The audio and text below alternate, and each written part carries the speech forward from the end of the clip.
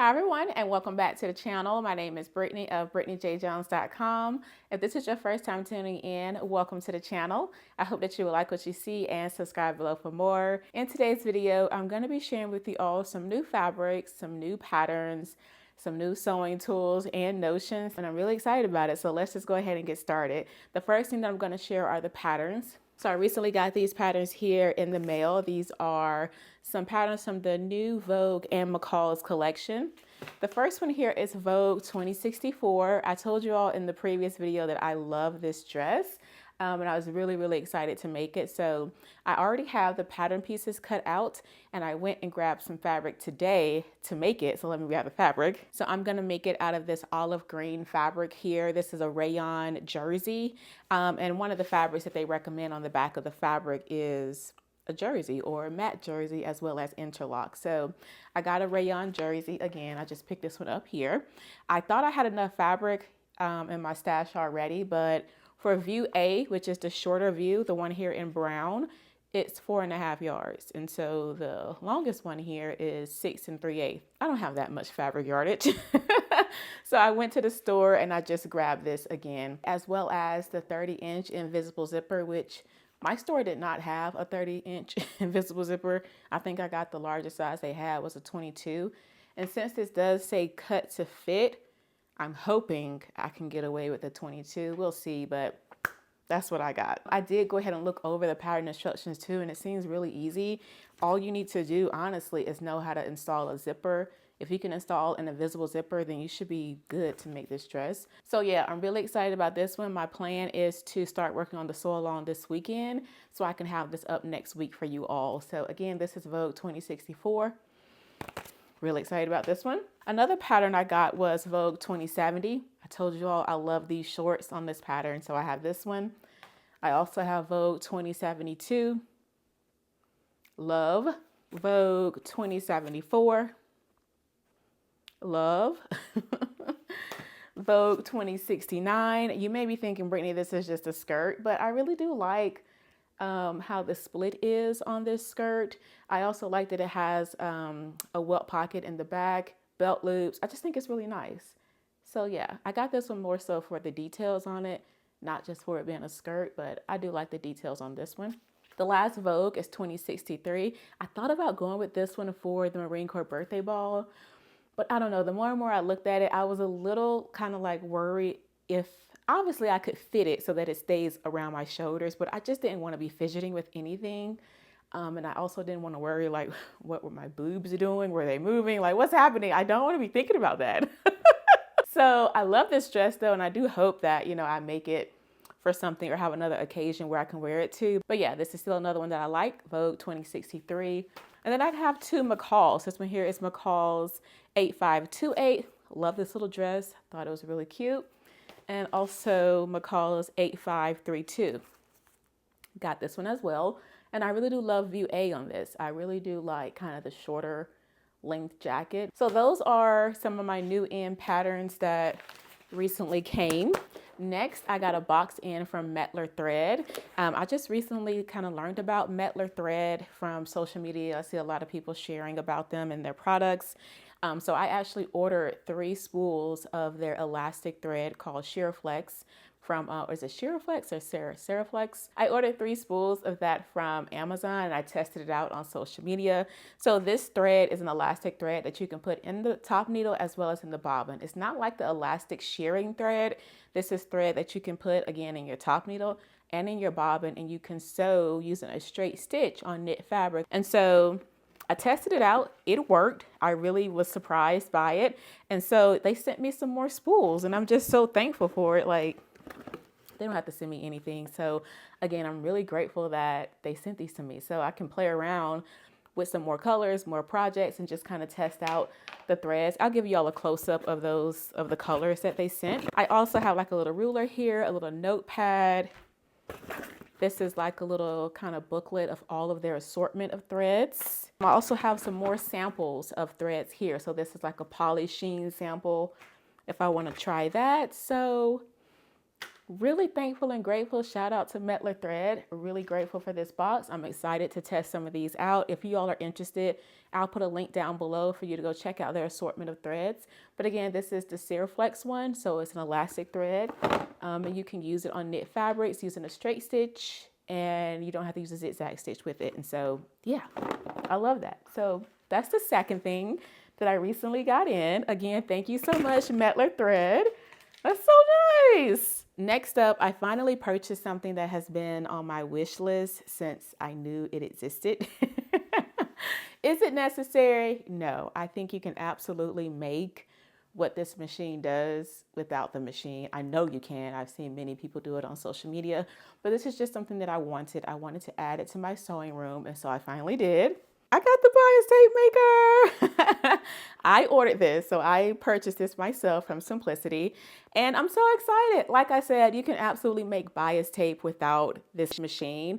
They even sell these little tips here separately in craft stores. I have the tips myself, but I just wanted the machine. It's just something that I wanted, and I'm excited to try it out. Like I said, totally can make bias tape without this machine, but it's just something that I wanted to add to my sewing room. If you all want me to do like a detailed tutorial, let me know.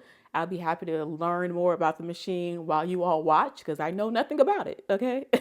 So we can learn together. Just let me know in the comments. So let me grab the next newest thing in the sewing room. Next up, we have some pressing mats. These mats here are from Oisa. These were gifted to me.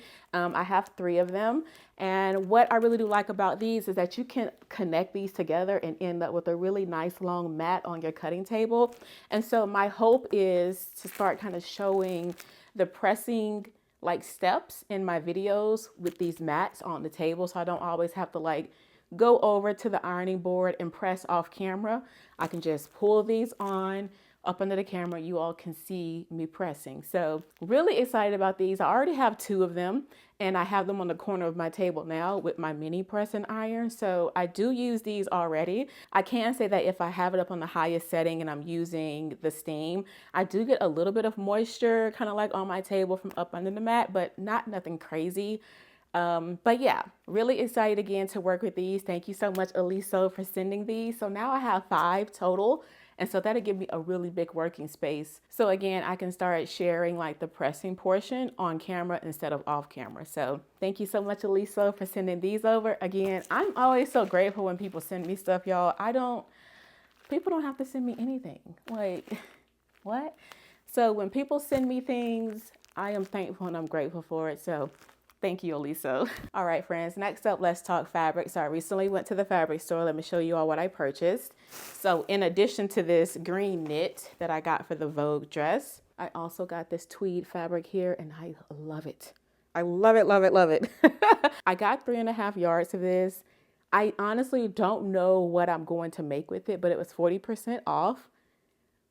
This was my 3rd time seeing it there. And so this was definitely something that I just wanted. I don't need it. Okay, I'll just be honest. I don't need it, but it was something I wanted. I love this tweed fabric. It's so soft. I think this would be perfect for a nice blazer or a nice jacket or a nice matching little skirt. I probably won't make a skirt and a jacket. I don't have enough fabric for that. But definitely a nice blazer I think would be so nice out of this. So this is a tweed fabric I recently purchased, and got both of these from my local Hobby Lobby. Oh, I forgot all about this pattern. I purchased this pattern too. Now I know you may look at it and think, why? Why did you purchase this pattern? But the pants, look at the pants. These pants are kind of the balloon. Is it the balloon? Are they called balloon pants or something else? I feel like they're called balloon, but anyway, they kind of have that. Y'all know what I'm talking about, but you can see it. This detail is something kind of similar on my jean pattern, except it's not. My jean pattern isn't as full as this is along the bottom. But this one here is an elastic waist pant. It just has darts along the bottom of it, kind of creating that shape.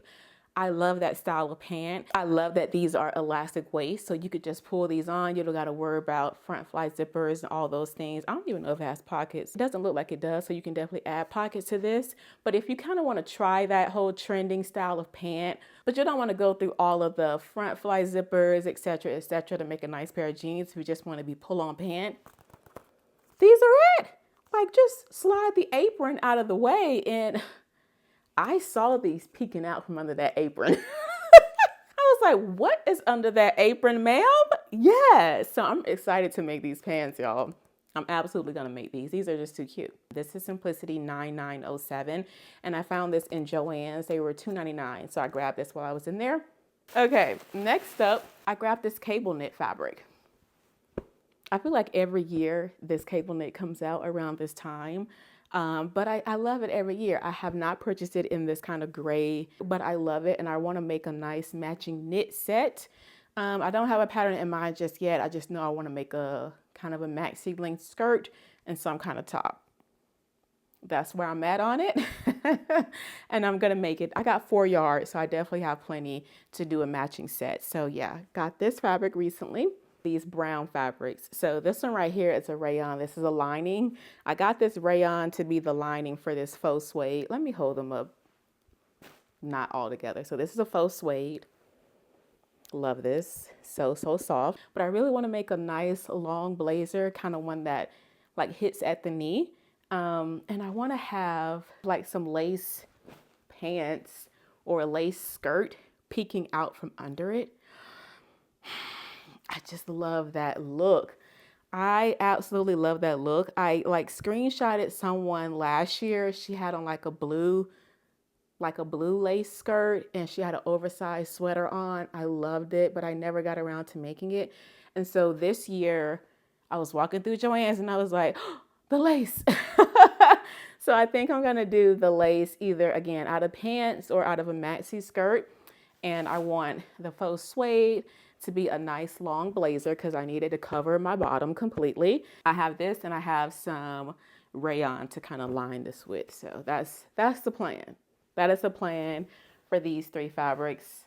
I have an outfit in mind and I really do hope that I set aside time to make it because it's something I really want to make. And the last thing that I want to share, friends, is in my previous video, I talked about my dress, or my final picks for the Marine Corps birthday ball that's happening Friday, the 25th.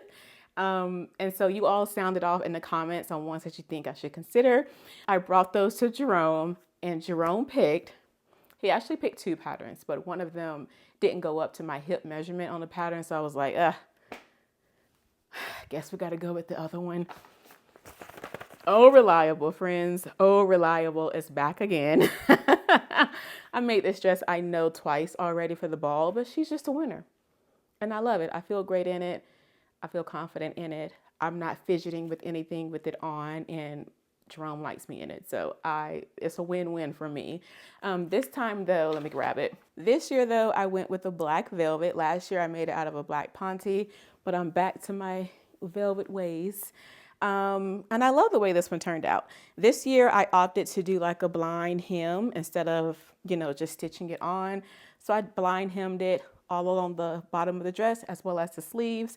And I also added a little bit of lace behind the front of it just to add something different to it because it's literally the same dress as last year. Let me get the lace. This is what the lace looks like. I think it's so pretty, and I trimmed it right here, kind of like where the eyelash of the lace is, so that's what's at the top of the dress. I love it so much. That little detail makes me so happy. So again, my dress is all done. I would hold it up, but it's doing nothing. Like, it's giving nothing when I hold it up. You have to see it on. I'll be sure to take a picture and share it with you all. Probably in like the community area here on YouTube. I'll just post a photo, but that is it, friends. Thank you so much for watching. If you have any questions, please feel free to leave them down for me below. Be sure to like, comment, and subscribe. Again, if you want links to anything and it's not in the description box, just let me know. And if I can find it, I'll be sure to place it below for you. Until next time, blessings, everyone. Bye.